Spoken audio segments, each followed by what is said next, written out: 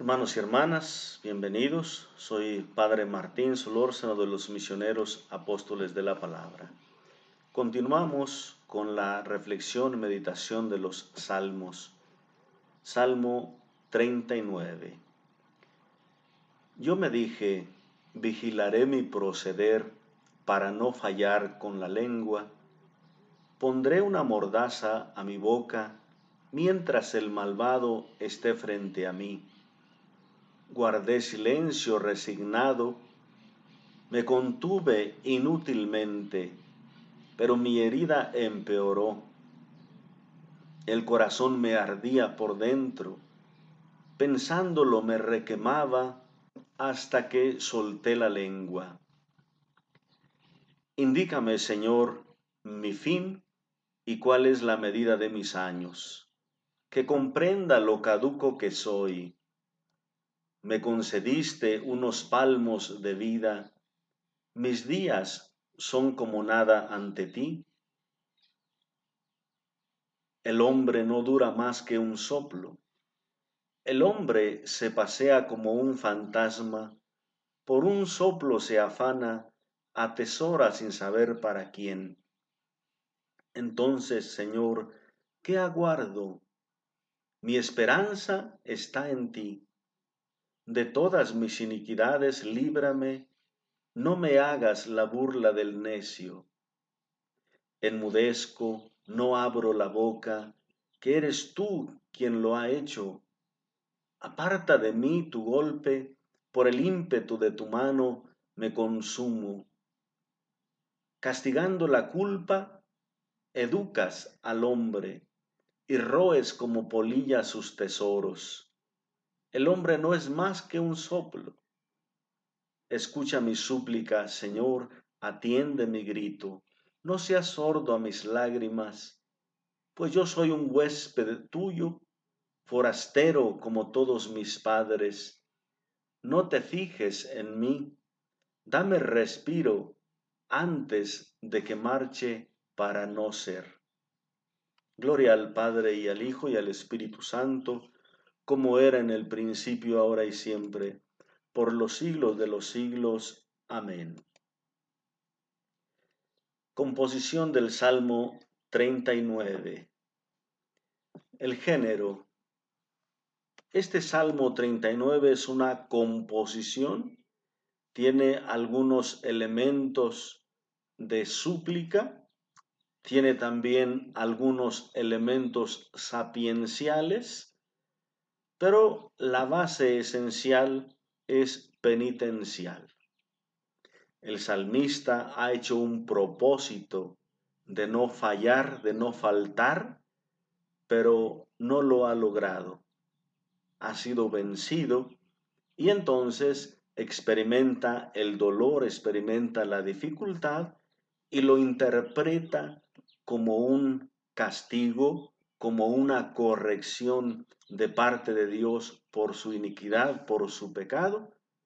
Viene pues la súplica de perdón, la esperanza de que solamente Dios es el que le puede dar sentido y significado a su propia vida, y a partir de ahí pues hace una reflexión sapiencial meditando sobre la fragilidad humana, la caducidad humana. ¿Cómo podemos estructurar, qué partes podemos descubrir en este Salmo 39? Cuatro partes. Los versículos 2 al 4 nos presentan el propósito que ha hecho el orante y luego el resultado.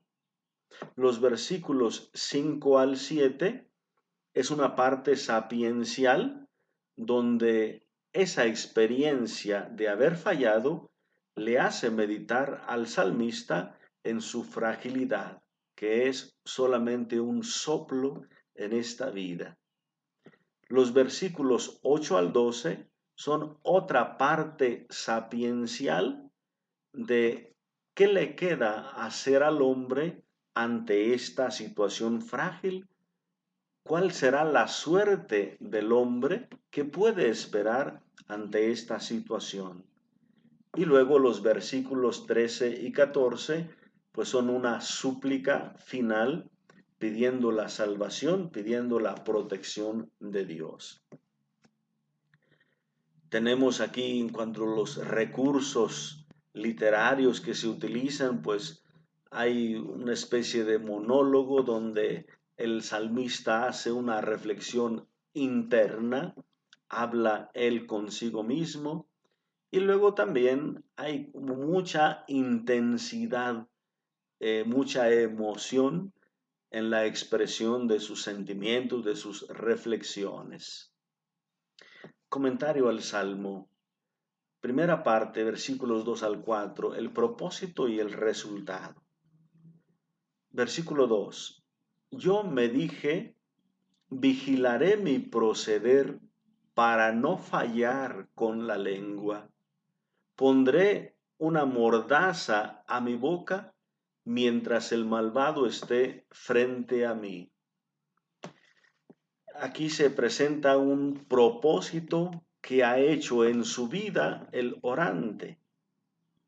Quizá él siente la dificultad en su manera de hablar, quizá él siente la dificultad en la lengua, en las palabras, en lo que él pueda decir, y lo que él hace es el propósito de no fallar, quizá de no decir una mala palabra, quizá de no decir una ofensa, quizá de no expresar algo que haga sentir mal a otra persona. Vigilar el proceder para no fallar con la lengua. Poner una mordaza en la boca, es decir, normalmente decimos, cuida tus palabras. ¿Por qué? Dice ahí, mientras el malvado está presente o mientras el malvado esté frente a mí. Aquí la situación es que el orante, el salmista, hace el propósito para no dar motivo a los malvados. Imagínense, los malvados o la gente deshonesta está como en una especie de vigilancia para ver al hombre justo, para ver al hombre recto, para ver a la persona que quiere hacer el bien. ¿Por qué como vigilante? Para ver en cualquier momento una falla, un error y ahora sí criticar.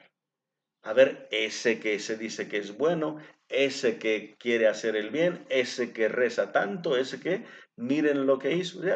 La persona deshonesta está como en una especie de vigilancia. Por eso el hombre de este salmo quiere hacer un propósito de no dar ocasión al malvado para burlarse de la fe o para burlarse de su propósito bueno. Entonces, cuidar las palabras.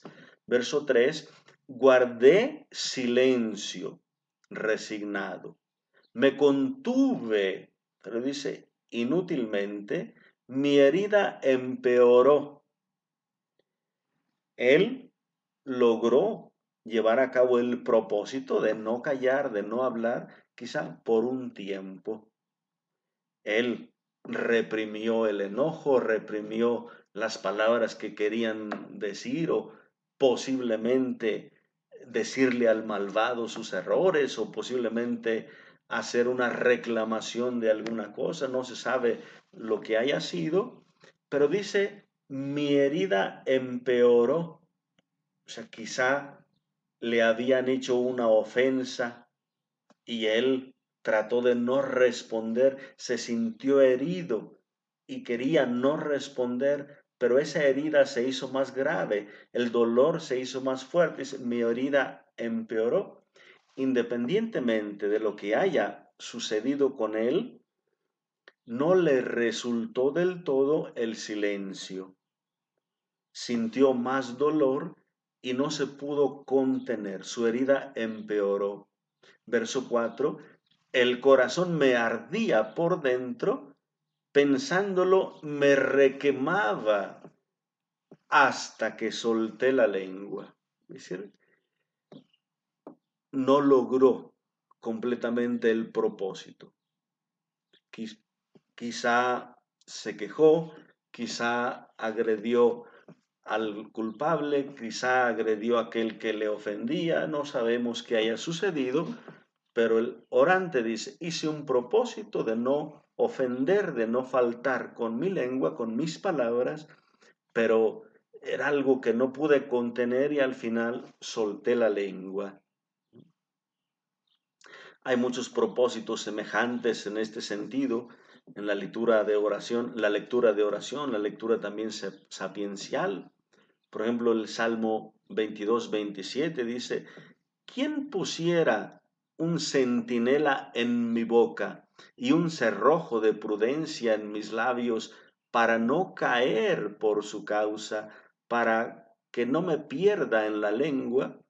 Aquí se ve un poquito más, quizá el que quiere ser justo es ofendido por alguien y siente la tentación de responder, de contestar con otra ofensa o algo parecido y quiere por su propósito contenerse. Por eso un vigilante, un centinela en mi boca para no fallar.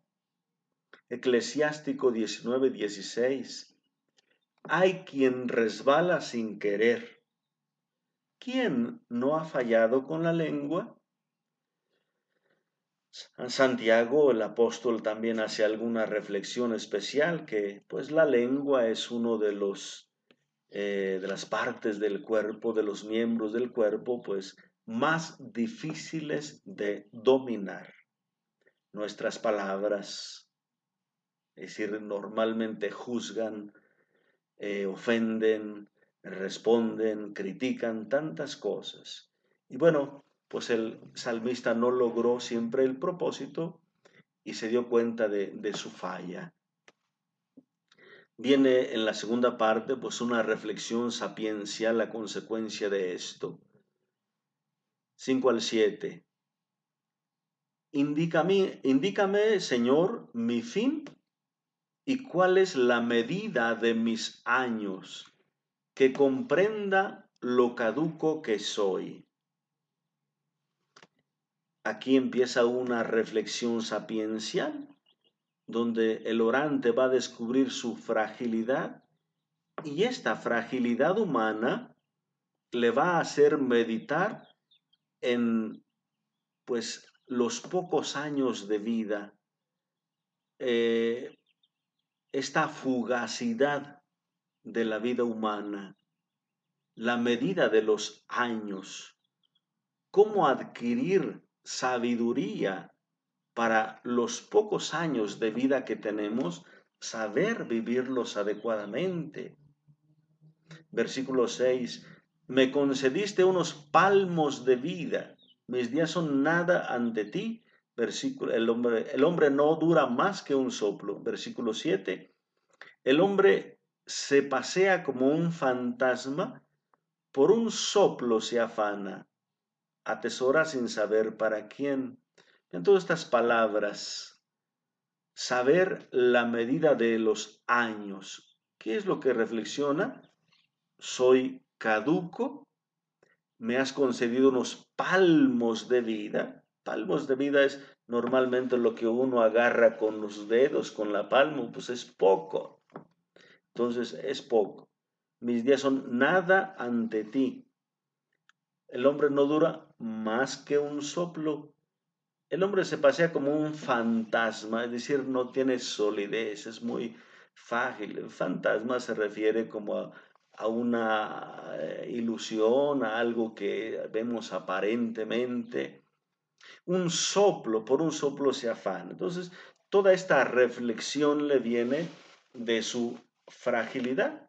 He hecho un propósito y no lo he logrado, ni siquiera detener mi lengua. Entonces vean qué caduco soy y yo quisiera hacer una reflexión sobre la fragilidad humana. Ayúdame, Señor, a reconocer mi fragilidad y que soy caduco, que puedo desaparecer en cualquier momento. Entonces, el poco tiempo que tenga, saber aprovecharlo. ¿Para qué? Para no atesorar cosas solo para este mundo. Si este mundo es tan frágil y yo en él fugaz, entonces, ¿para qué busco valores que son solo de este mundo? Si este es tan frágil, el hombre que atesora de esta manera, atesora sin saber para quién. En el Salmo 62:10 dice, los hombres son un soplo, todos juntos, más leves que un soplo, todos juntos. Salmo 144:4, el hombre es igual que un soplo. Job 7:16, que mi vida es un soplo. Vean toda esta situación constante en la literatura sapiencial.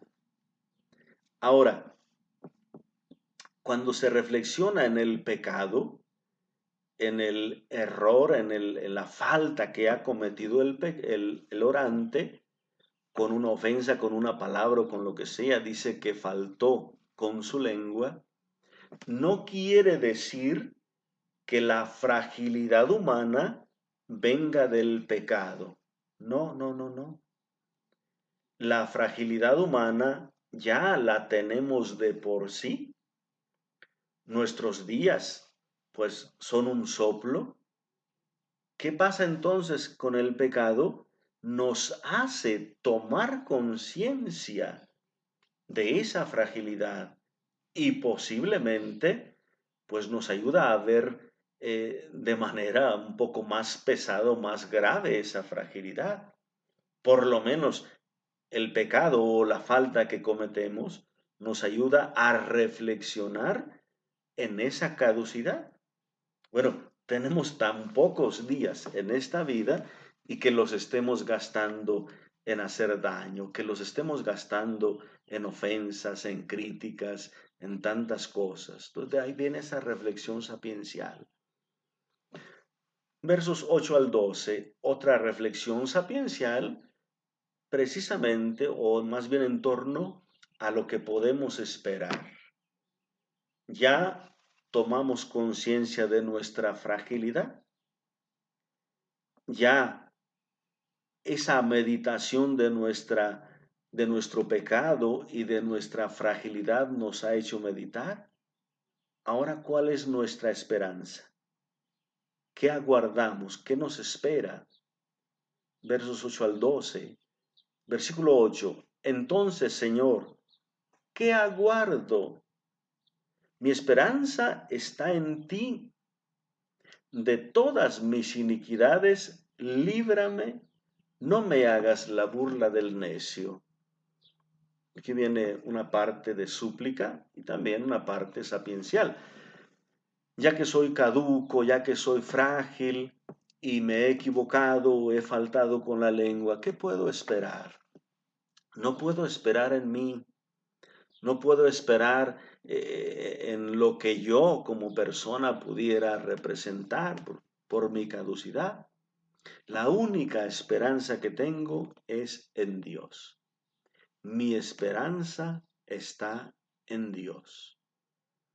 ¿Por qué? Porque Dios es eterno, porque de Dios viene la consistencia, porque de Dios viene la solidez, y entonces mi vida frágil en las manos de Dios puede tener un sentido de eternidad, puede tener un sentido de solidez, de esperanza.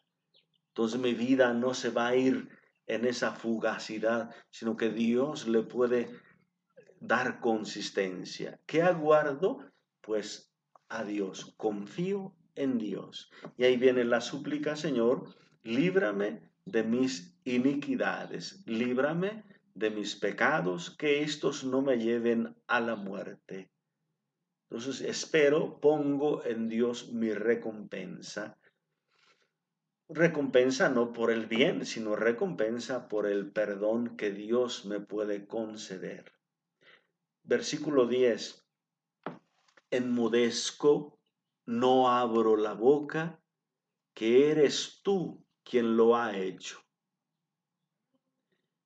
El orante hace una reflexión ahora pensando que, de acuerdo a la mentalidad del Antiguo Testamento, que Dios es quien le ha castigado. La situación que está pasando ahora, pues es porque Dios lo ha querido así, para darle una corrección, para advertirle, para ayudarle, para purificarle. Dios actúa de esa manera en la mentalidad del Antiguo Testamento. Una dificultad, un sufrimiento, pues son como un castigo correctivo. Por eso dice, eres tú quien lo ha hecho. Entonces, no se trata de algo simplemente que venga de los hombres, yo me defendería. Si es algo que viene de la humanidad, bueno, pues yo podría hacer algo como persona, como humano. Pero si es Dios quien me corrige, ¿qué puedo hacer? Entonces simplemente enmudezco, no abro la boca. Yo, ante el malvado, no quiero abrir la boca para no fallar y no darle ocasión de crítica. Pero ante Dios no abro la boca porque solo Él es el sabio, solo Él es el que conoce todo y ante Él no tengo ninguna palabra que pueda competir o que pueda decir algo a Dios. No, por la sencillez y por la grandeza de Dios, por su sabiduría, ante Él también guardo silencio, dice el orante. Verso 11, aparta de mí tu golpe, por el ímpetu de tu mano me consumo. Vean, su sufrimiento lo siente así, como algo que viene de Dios, es como un golpe que le da Dios, o sea, que le hace sufrir el ímpetu de tu mano, o sea, siente el peso de Dios, siente la mano de Dios que le oprime, que le hace experimentar ese dolor. Entonces, otra vez esa conciencia de que pues su castigo, su sufrimiento viene de parte de Dios. Hablar o callar ante Él. Bueno, pues es inútil discutir con Dios. Si Él lo ha hecho así, si Él lo ha decidido así, Él tendrá sus razones. Todo es por su gracia y todo es para bien, para el que ama a Dios, para el que es amado por Dios. Entonces, no hay que reclamarle a Dios. Preguntarle muchas cosas lo podemos hacer. Reclamarle pues no tendría sentido. Entonces, es esa presencia de Dios que de alguna manera mediante la corrección quiere ayudar, quiere pues reconducir al orante. También Oseas 6:1 dice, nos hirió y nos vendará la herida. Entonces, el Dios que nos permitió el castigo, el sufrimiento, también Él nos dará la curación. ¿Y cuál es el sentido de este sufrimiento que nos da Dios o nos permite Dios? Verso 12, castigando la culpa, educas al hombre y roes como polilla sus tesoros. El hombre no es más que un soplo. Aquí está otra reflexión, pues el castigo como un método de educación, de purificación. Salmo 89, 33. Castigaré con vara sus delitos y a latigazos sus culpas. ¿Por qué? Porque quiere rescatar. Este es el sentido de una corrección de un delito que se tiene que pagar. No es lo mismo, hoy quizás hacemos un poco de distinción entre palabras. En el lenguaje bíblico no se hace tanto la distinción que podemos hacer ahora. Hoy hacemos un poco de distinción entre un castigo y entre una corrección. Un castigo, hoy le damos más fuerza a un sufrimiento que hay que causarle a otra persona. Él hizo un daño, ahora que lo pague sufriendo, pero como que el castigo tiene más fuerza en la cuestión de sufrimiento que hacer que sufra a alguien, castigarlo.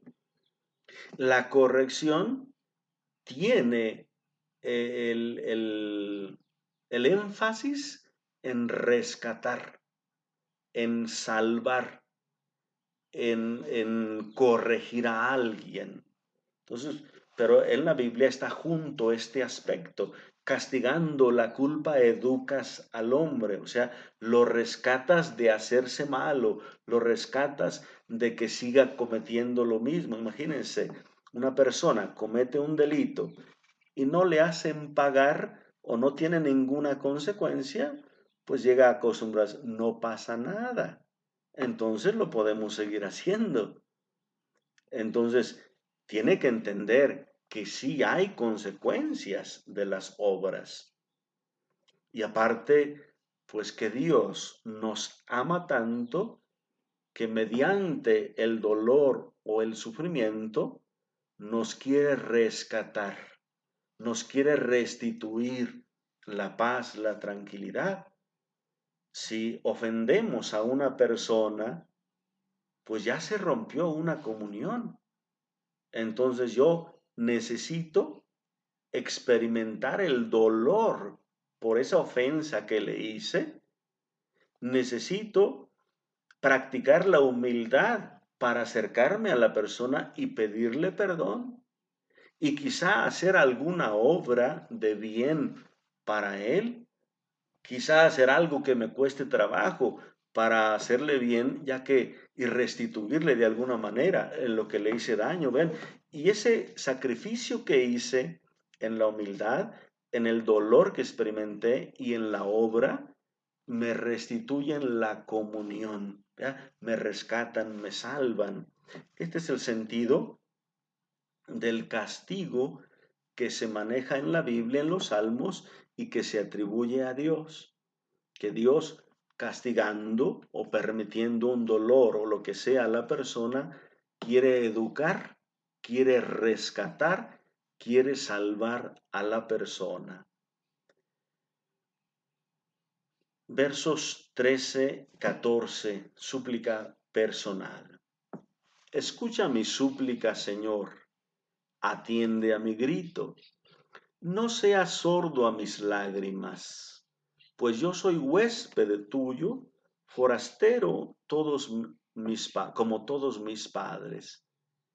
Vuelve a retomar la parte de la fragilidad. Yo soy huésped tuyo, o sea, no estoy para siempre en esta tierra, ando de paso, solamente huésped como todos mis padres. Es decir, ¿dónde se nota esto? Que somos fugaces, que pues ya los papás ya murieron, ya los abuelos ya murieron. O sea, todos mis padres han estado poco tiempo en este mundo, ahora ya han fallecido, y yo lo mismo. Soy huésped en esta tierra, soy un peregrino. Por eso, otra vez, la confianza está en Dios y la súplica se le hace a Dios para que Él atienda la oración y que no se haga sordo a las lágrimas, a que Dios sea el que conceda una corrección, una salvación al orante. No te fijes en mí, dame respiro antes de que marche para no ser. No te fijes en mí no quiere decir que me ignores, sino no te fijes en mí quiere decir que esa mano tuya pesada que yo siento, como que ya la puedes quitar. Ese castigo que me permitiste, como que ya voltea para otro lado. Ya es suficiente, ya he aprendido. Entonces ya como no te ensañes en mí, ya he aceptado ese dolor, entonces más bien como un tipo de petición de líbrame ya de ese peso que estoy sintiendo y por lo tanto dame respiro. ¿Por qué? Dice aquí, antes de que marche para no ser. ¿Qué quiere decir? Antes de que muera, antes de que desaparezca. Dame respiro, dame tu gracia, dame tu alivio. Pues queridos hermanos, este salmo nos puede ayudar a nosotros también, pues en nuestros propósitos. ¿Cuántas veces también hemos hecho esos propósitos? Y hay que seguirlos haciendo. Puede ser que a veces los logramos, a veces no, pero el propósito siempre nos hace fortalecer una recta intención. Siempre que hacemos un buen propósito, estamos fortaleciendo la voluntad y de saber que hay muchas cosas que hay que tratar de evitar, hay muchas otras cosas que necesitamos acrecentar o practicar o adquirir como virtudes. Entonces hay que tener propósitos para eliminar un defecto o para acrecentar una virtud. Siempre nos vamos moviendo así, con planes, con propósitos. Es signo de que estamos vivos y que estamos activos en nuestro deseo de hacer el bien. Y cuando nosotros faltamos, cuando nosotros fallamos, o cuando nosotros fracasamos en algún propósito o no se logra del todo, pues no hay que detenernos, que nos ayude a reflexionar que necesitamos de Dios, que somos frágiles, que somos caducos. O sea, el pecado también nos hace pensar y meditar en esto, que nosotros solos no podemos, que somos como un soplo, que somos como pues algo pasajero. Solo Dios puede dar consistencia, solo Dios. Entonces hay que poner siempre nuestra confianza y nuestra esperanza en Dios, que comprenda lo caduco que soy, que comprenda los pocos años que me quedan en esta vida y que los sepa aprovechar adecuadamente. Y una parte también importante que nos enseña este salmo, pues aprender a darle un sentido a lo que pudiéramos llamar castigo, a lo que pudiéramos llamar corrección o lo que sea. Muchas veces tenemos que sufrir algo, a veces tenemos que soportar algún dolor, independientemente de que venga por algún pecado, independientemente de que venga por alguna fragilidad humana o por algún accidente o por alguna situación de la naturaleza, por donde sea, como venga, aprender a meditar sobre esos acontecimientos y darle siempre ese sentido de un correctivo, de una oportunidad que me da Dios, de meditar, de reflexionar en ese acontecimiento y descubrir lo que Dios me va pidiendo. Dios también nos va corrigiendo, educando, salvando, sanando de esta manera. Pues queridos hermanos, les agradezco infinitamente que nos sigan acompañando en esta meditación de los salmos. Les invito a que sigan compartiendo con otras personas estas reflexiones. Si ustedes consideran que en su vida estas meditaciones les van ayudando, pues compártanlas, compartan con los demás. Esto nos ayuda también a que pues se siga facilitando este compartir. Que Dios les siga bendiciendo abundantemente en el nombre del Padre y del Hijo y del Espíritu Santo. Amén. Hasta la próxima.